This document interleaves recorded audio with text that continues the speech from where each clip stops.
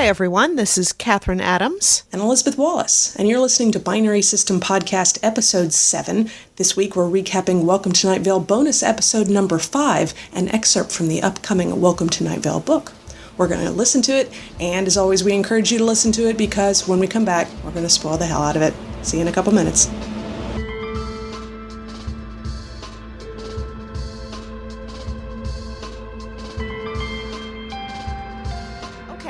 I'm really happy with that, and I'll tell you, my opinion after we had read that excerpt before was the same as it is now, but now I have confirmation on it. The voice that the Welcome to Night Vale book is written in is perfectly matched to the voice of the podcast. So. Oh, absolutely. I mean, people have been wondering, how is a book going to compare to listening to an episode? It's really just like reading an episode. I mean, it's just spot on. Yeah, I mean, all of that weirdness, all of the strangeness, all of that people trying to act normally when stuff that is going on is completely abnormal. That's the same thing that's going on in the book. Yeah, and you see a lot of examples about what they were talking about, where the way to make something scary is to have a completely normal situation with just one thing off, and it just happens over and over again in this book. Yeah, what did the part with the shower when they were reading that out? Oh, hold on a second. We should probably talk, before we jump into that, we should probably talk about the preview stuff. Yes, exactly. They were talking about the fact that we've got several different tours going on, live shows that are going to be going on, but they've just announced a book tour as well. And the book tour is coming to Chapel Hill. Yay! So I might have the chance to go see them twice this year. That would be fun. Very nice. Very nice. Yeah, they've got a show. Closest they've got for the book tour to me is L.A., but L.A. is going to be on Halloween night. And I'm like, ooh, do I want to go to L.A. on Halloween? I just may. That might be fun. And when is the live tour coming to your to San Diego? Because I knew they were going to be coming there later this year. I think that's in October as well. So I might have a chance of seeing them twice in the same month. In the same month. That's pretty impressive. So, so this book's going to be over 400 pages, I think. So that's... Man, that is going to be so much fun. And coming out October 20th, and then the book tour starts the 21st. Yep. They're just piling it right on top of each other. And the book tour is going all over the country. I mean, he was listing Boston, New York, Chicago, Seattle, Austin, Portland, Miami. I mean, it's all over the country. So I really hope, as much work as they're putting into this, I hope they make all the monies off of it, because it just... Oh, God, yes. Wow. Absolutely. Above and beyond there. So the episode today, which is technically a bonus episode, is actually from the just finished recording of the new Night Vale novel with Cecil doing the reading of it. And it was perfect. Now, Catherine and I had both had a chance to read all of this content because at the Night Vale panel at San Diego Comic-Con, as you know, they gave everybody a sample. And this was the exact same text from the sample, but just hearing it in Cecil's voice is really wonderful. It is. And the bit about the shower, did you write any of that down? I don't have the book in front of me, but... Oh, hang a second. Let me grab the book. 1 minute. Yeah, do that.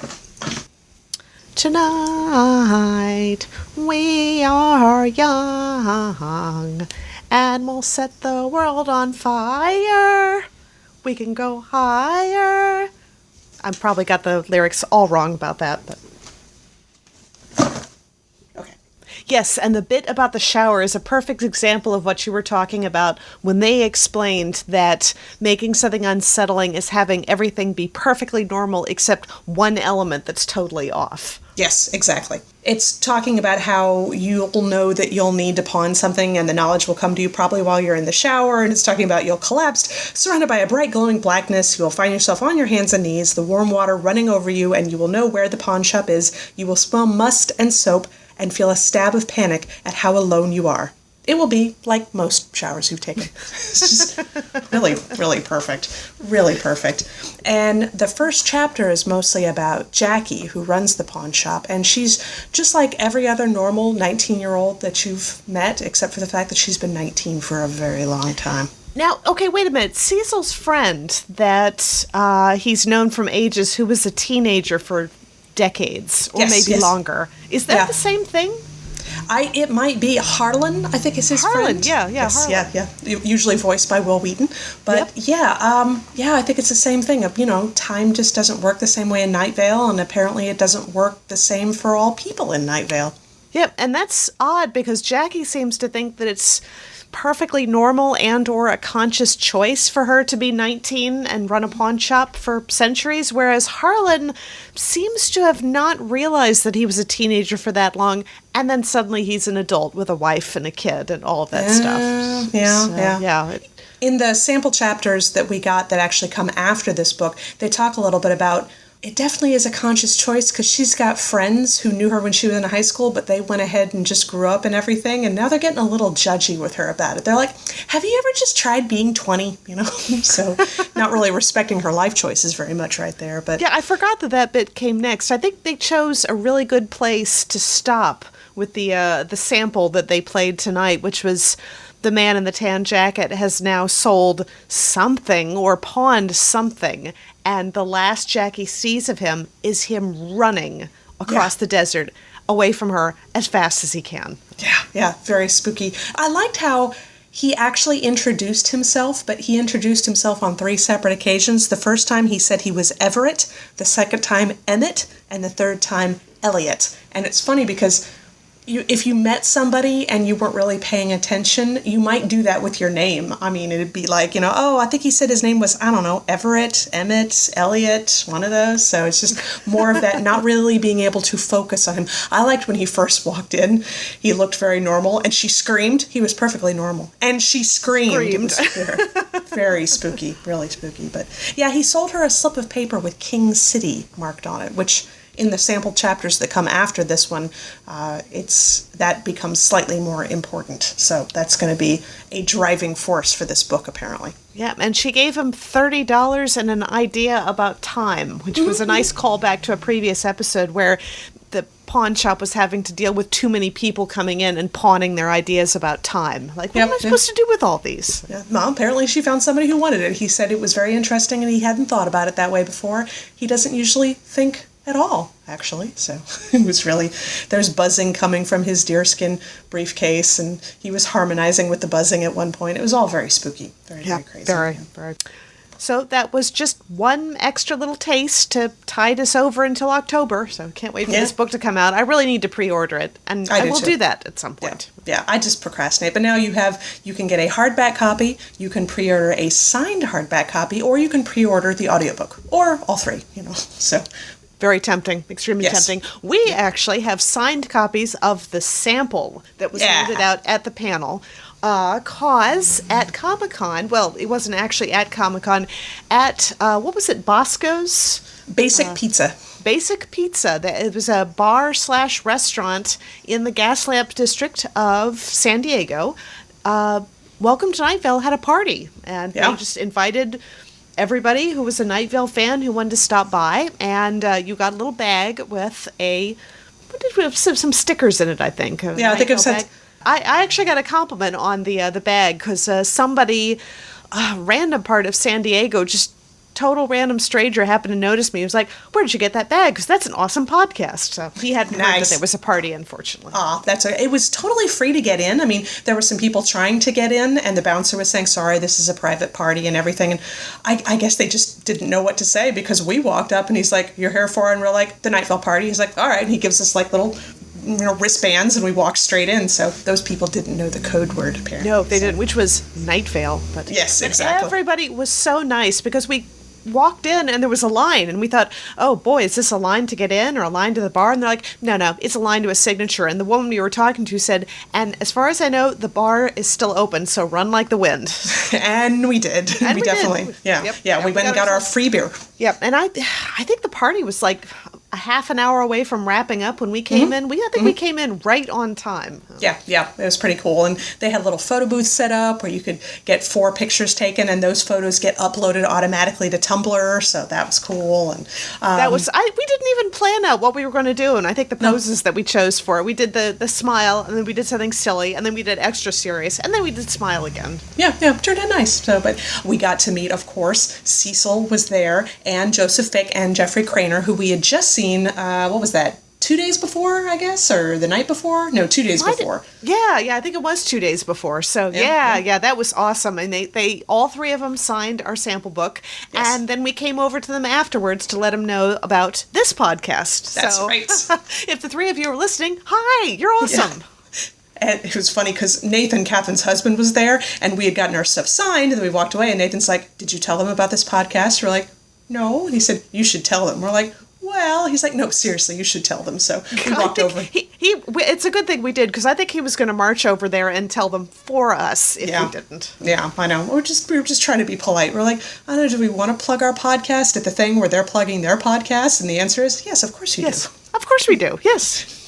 So it was a great time. We had a great time at Comic-Con. Everything was excellent. Thank you to our friend whose name I don't want to give out because she might have been taking a chance by helping us get into the Star Wars panel. So I want to say she knows who she is. Thank you very, very much, because we got to see Harrison Ford and Carrie Fisher and Mark Hamill, and that was amazing. That was really cool. And as I've mentioned on another podcast, we got to see them with our own eyes, not on a screen or anything, right there. We were, there. You know, what, 20, 30 yards away, maybe? Oh, yeah. It counts. It totally counts. It totally counts. And the night after that, we actually went out to the Embarcadero Park to see, they were showing Star Trek. I think we mentioned this on this podcast. They're showing Star Trek Into Darkness on the big screen outside, and the San Diego Symphony is sitting in front of them playing the entire score of the movie while the movie is playing, and it was just glorious. It was no flawless, idea. too. Yeah. I mean, just stunned.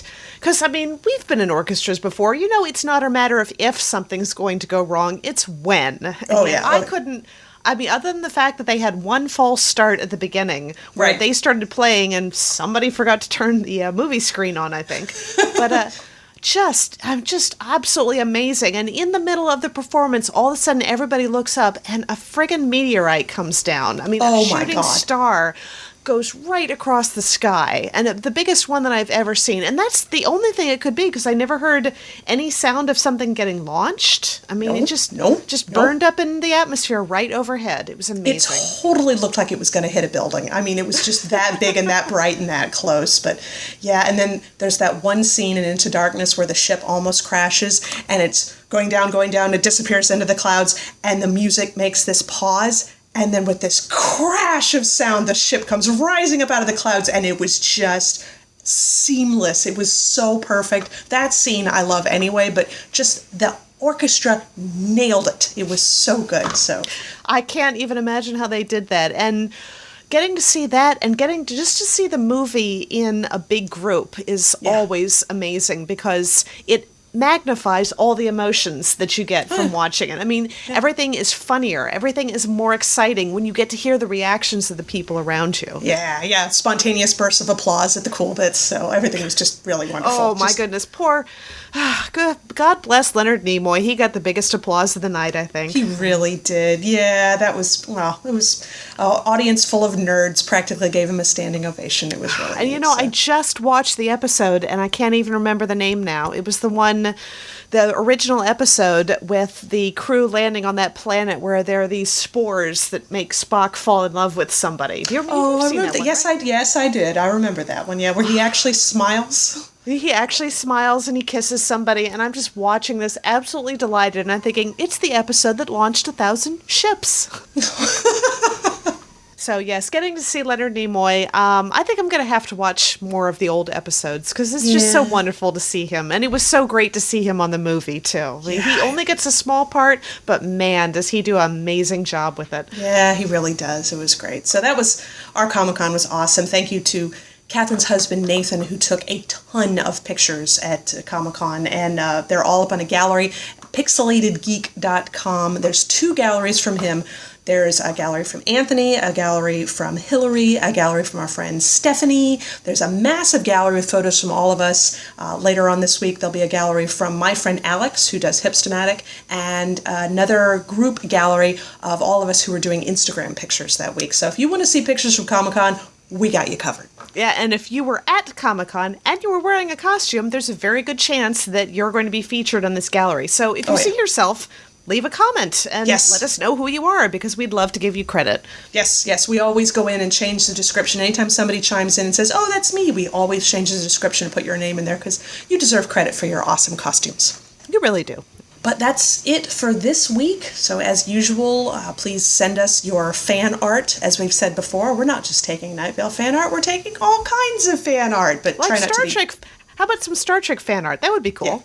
Yeah. Try not to be too creepy, though. My childhood icons have already taken a beating on DeviantArt. So, oh my goodness. I went and looked up Mighty Orbots on DeviantArt the other day. Did find some good stuff. Oh my God. Yeah, okay. Fine.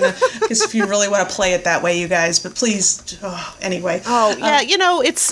This is something that I discovered first when looking up fan fiction for Transformers years and years ago. When you start making them organic, when you start making actual robots have organic sex, okay.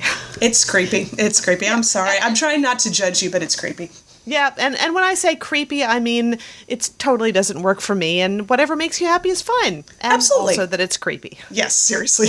We don't judge you. Maybe we judge you a little bit, but we really don't judge you, so it's fine. No. Yeah. But other than that, find all of this on PixelatedGeek.com. You can find us on iTunes. It's been suggested that we start up a Twitter feed. We at least need to sit on the name or something before someone gets it. So coming soon to you, yes. Hopefully it's going to be Binary System Podcast on Twitter. Yay! On Twitter. Maybe. We'll think about it. We probably should. We might procrastinate, but you never know. Other than that, we will talk to you guys in 2 weeks. Talk to y'all later.